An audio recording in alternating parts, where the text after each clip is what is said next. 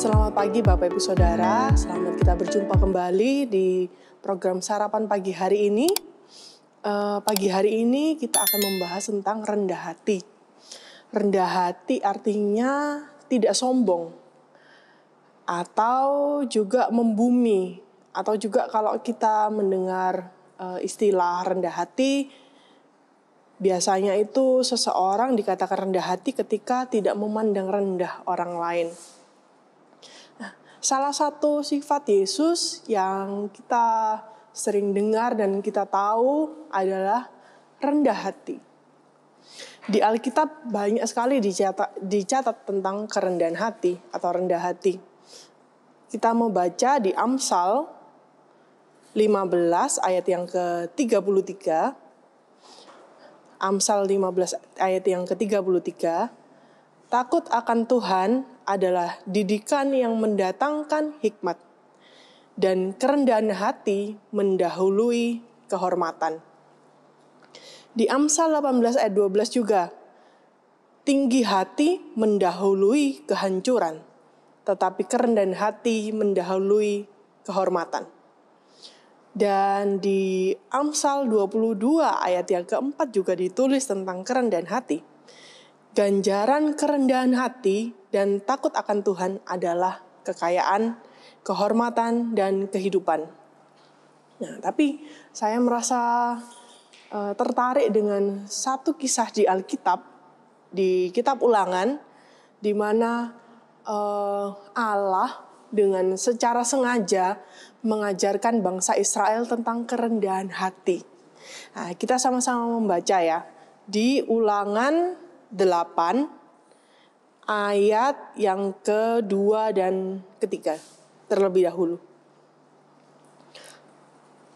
Ingatlah kepada seluruh perjalanan yang kau lakukan atas kehendak Tuhan Allahmu di padang gurun selama 40 tahun ini dengan maksud merendahkan hatimu dan mencobai engkau untuk mengetahui apa yang ada dalam hatimu, yaitu apakah engkau berpegang pada perintahnya atau tidak. Jadi ia merendahkan hatimu, membiarkan engkau lapar, dan memberi engkau makan mana yang tidak kau kenal dan yang juga tidak dikenal oleh nenek moyangmu, untuk membuat engkau mengerti bahwa manusia hidup bukan dari roti saja, tetapi manusia hidup dari segala yang diucapkan oleh Tuhan. Saya merasa tertarik karena ini salah satu kisah tentang bangsa Israel, di mana Allah dengan sengaja mengajari mereka tentang kerendahan hati. Di ayat yang kelima kalau kita baca, Ulangan 8 ayat yang kelima, maka haruslah engkau insaf bahwa Tuhan Allahmu mengajari engkau seperti seseorang mengajar anaknya. Seperti seseorang mengajari anaknya. Saya merasa tertarik dengan ini, di mana Allah memposisikan sebagai orang tua yang mengajari anaknya, yaitu bangsa Israel, tentang kerendahan hati. Waktu saya membaca ini, saya merasa Allah ini sedang mengajari bangsa Israel bagaimana mereka belajar untuk dewasa. Kerendahan hati adalah salah satu sifat yang dimiliki seseorang ketika seseorang itu sudah dianggap dewasa. Belajar dewasa ini juga berbicara tentang kemandirian. Sudah tidak bergantung, tapi sudah belajar untuk mandiri. Pada kalimat di ayat yang ketiga, pada kalimat untuk mengetahui apa yang ada di dalam hatimu, ini adalah bagian yang penting. Saya merasa ini adalah bagian yang penting. Siapa yang tahu kedalaman hati seseorang?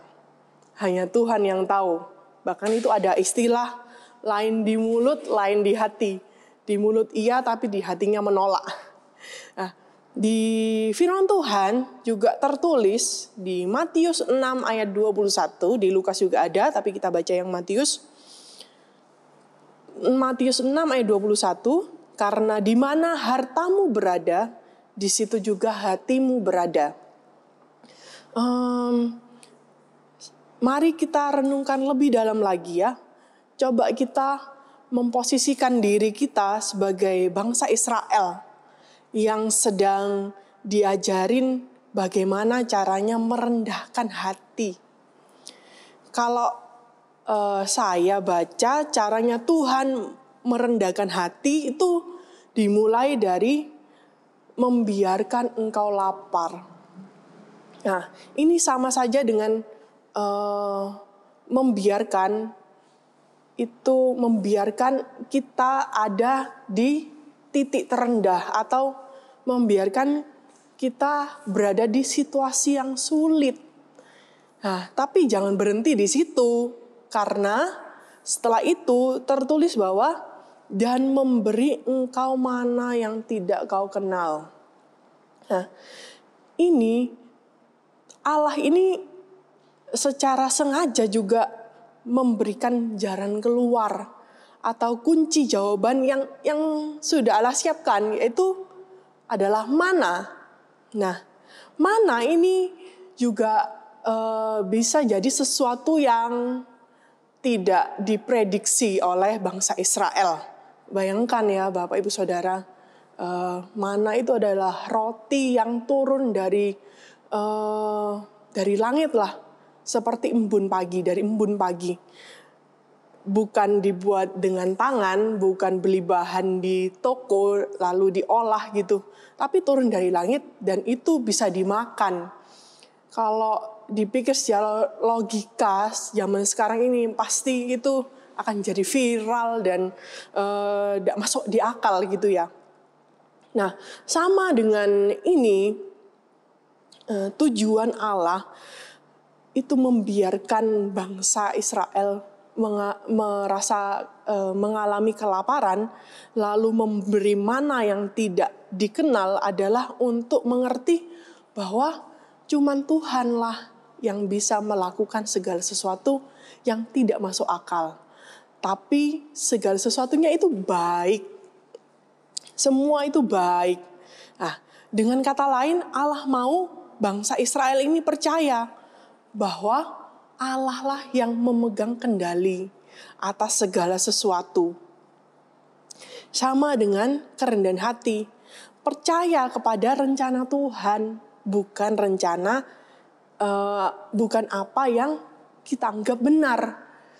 Nah, mari kita merenungkan ya Bapak Ibu Saudara. Apakah Bapak Ibu Saudara sekarang sedang mengalami masa-masa sulit atau masalah? Coba kita belajar untuk memposisikan diri kita seperti bangsa Israel yang sedang diajari oleh Allah untuk belajar dewasa. Nah, dengan cara apa Bapak Ibu Saudara? Dengan cara terima masalah, kesulitan yang kita hadapi sebagai perjalanan yang Tuhan sudah rencanakan untuk membawa kita menjadi lebih dewasa lagi. Poin pentingnya, ketika kita menghadapi masalah dan kesulitan dan kita menerima masalah dan kesulitan itu, gimana? Dengan cara nomor 1, jangan pernah menyalahkan orang lain atau mencari kesalahan orang lain. Maksudnya ketika menghadapi situasi atau masalah tertentu, kesulitan tertentu, oh ini gara-gara ini. Kalau dia tidak berbuat salah, saya tidak akan mengalami seperti ini. Oh ini gara-gara itu, coba itu menurut kata-kata saya, tidak akan seperti ini. Nah, itu hal-hal yang Tuhan mau ajarkan kita supaya kita belajar dewasa dengan cara tidak menyalahkan orang lain, tapi menerima kesulitan itu. Ya terima aja gitu loh. Nah, Tuhan ini aku mengalami kesulitan, ya terima dan bawa sama Tuhan. Kalau kita baca ya Bapak Ibu Saudara, di Ulangan 8 ini, kisahnya bangsa Israel, semua yang Tuhan kerjakan itu baik loh. Meskipun Tuhan membiarkan kelaparan, bangsa Israel, Tuhan memberikan mana. Terus juga Tuhan menyatakan kebaikannya dengan di ayat yang keempat, pakaianmu tidak menjadi buruk di tubuhmu dan kakimu tidaklah menjadi bengkak selama 40 tahun ini. Nah, selama ini 40 tahun mereka berjalan di padang gurun yang panas gitu, tapi mereka tidak, bajunya itu masih bagus, kakinya itu tidak bengkak. Itu ada sesuatu yang luar biasa. Nah, Tuhan itu tetap menyatakan kebaikannya.